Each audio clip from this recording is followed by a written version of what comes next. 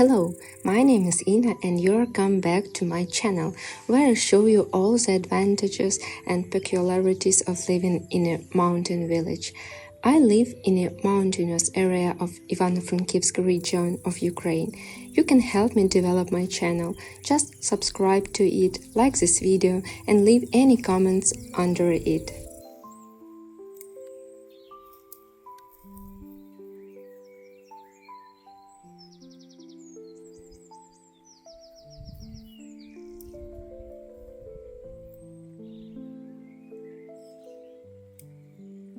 The Carpathians are very bright and colorful in summer, and I want bright colors not only outside but also inside the house.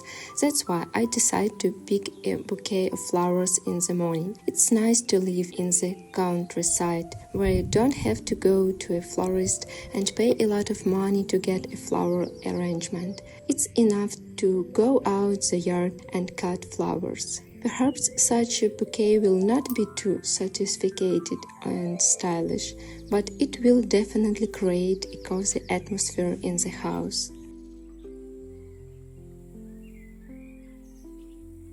But I still have some floristic skills, so I put the bouquet in a vase according to all the rules. First, I cut the flowers, then arrange them so that the composition is balanced and harmonious. This is a wonderful bouquet made almost from wild flowers. It gives me inspiration for the whole day.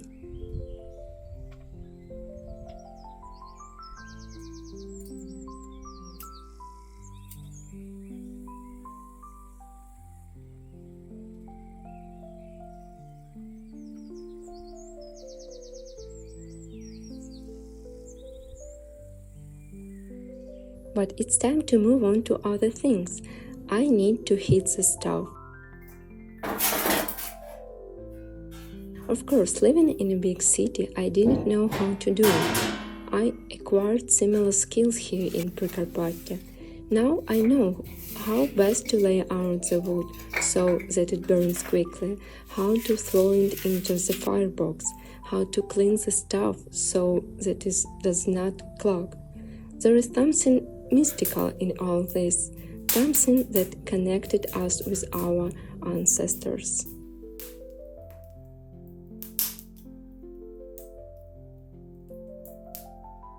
By the way, it is in Prykarpattia that people have always taken care of decorating stoves.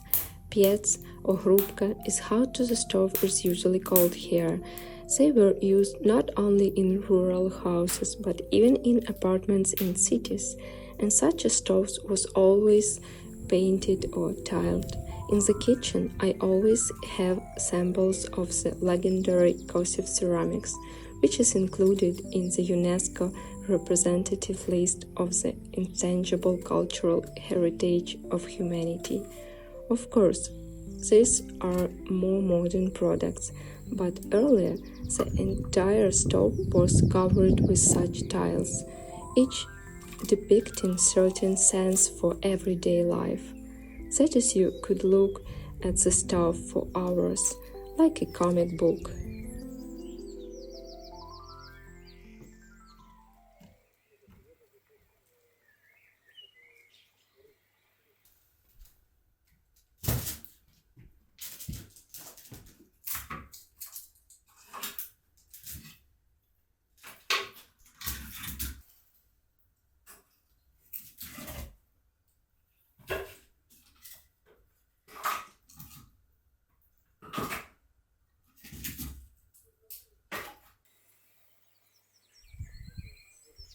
When you have a stove in your house, you always have to make sure that there is always firewood nearby. And now I am in a hurry to go to the garden because I have a lot to do there too. I have to pick a big ripe pumpkin. I am going to cook it for lunch today, but first the large fruit must be thoroughly washed.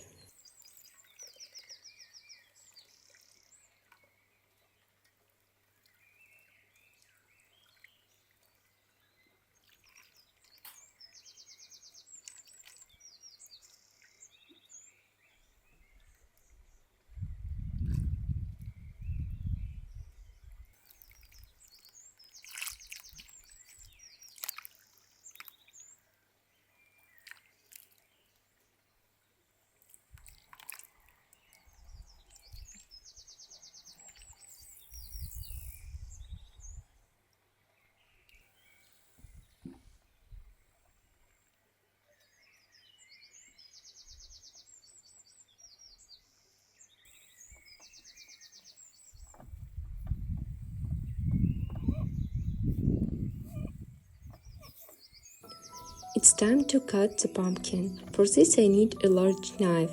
I cut off the top part of the fruit and clean out all the seeds from the inside. By the way, if the seeds are properly dried, they will be stored until the next year, and they can also be used to grow large and tasty pumpkins.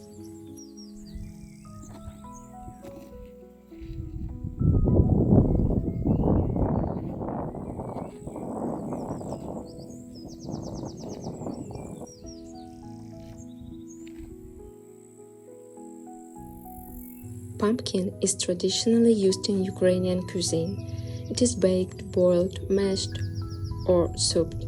But for me, the most delicious is porridge with pumpkin baked in the oven. That's what I am going to cook today.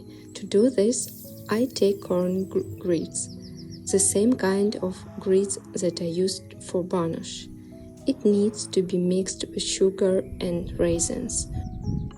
For proportions here are very conditional because you have to take into account the degrees of sweetness or juiciness for the pumpkin itself. The filling must be mixed very thoroughly. You can do it with a special spoon or with your hands. I like the second option because it gives you a tactile sensation that cannot be compared to anything else. Of course, you have to wash your hands thoroughly afterwards.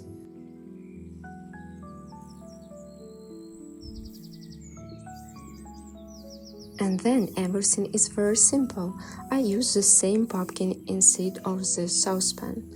I put the sweet corn grits inside to smooth them out. Then I pour fresh cow's milk over it. It should cover the grits by about 1.5 to 2 centimeters, but that's not all. To make the corn and pumpkin porridge even tastier, I add a large piece of homemade butter to it. It's a calorie bomb, of course, but you can only imagine how this summer dish tastes.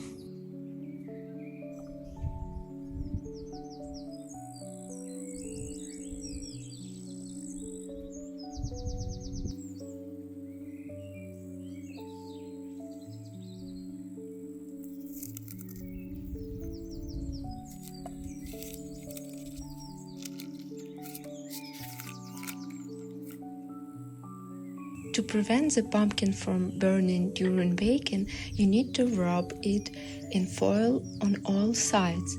It looks like a shiny, almost alien ball. The top of covered with the cut-off top of the pumpkin. It serves as a lid.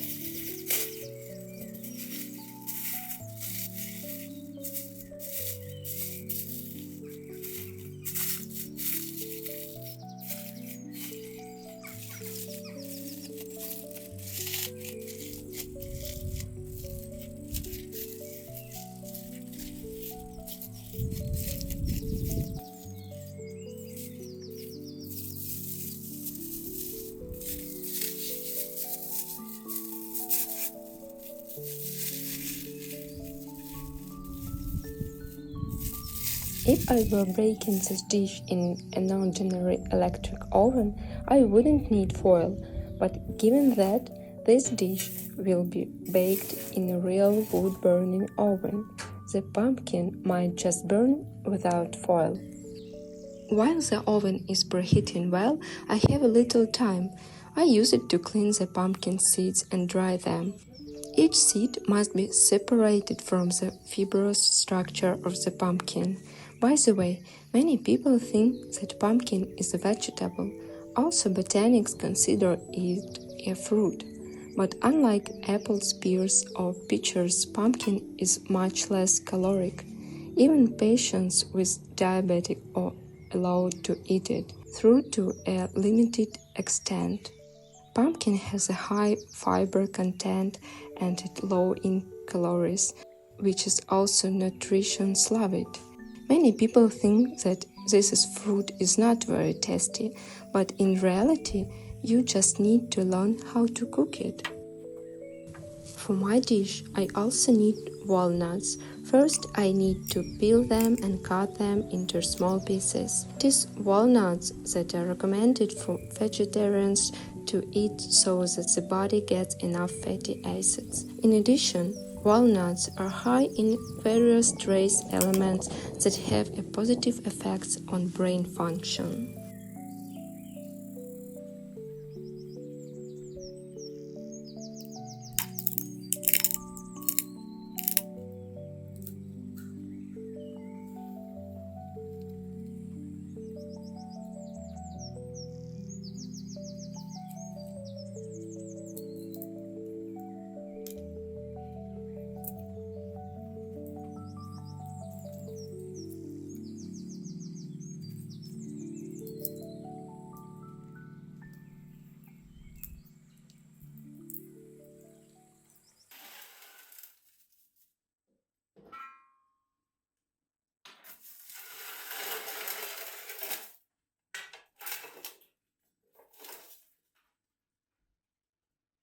It's time to put our stuffed pumpkin in the oven. The dish also absorbs the flavors of wood. Still, cooking over an open fire is always more interesting. When the porridge in the pumpkin is ready, I take it outside, where the table is already set. I wish the camera could capture the flavor of this dish. It's unbeatable. The cereal has absorbed the butter and milk, is well cooked and smells like pumpkin. This dish can be eaten for lunch or breakfast or served as a dessert. Just trust me, it's very, very tasty.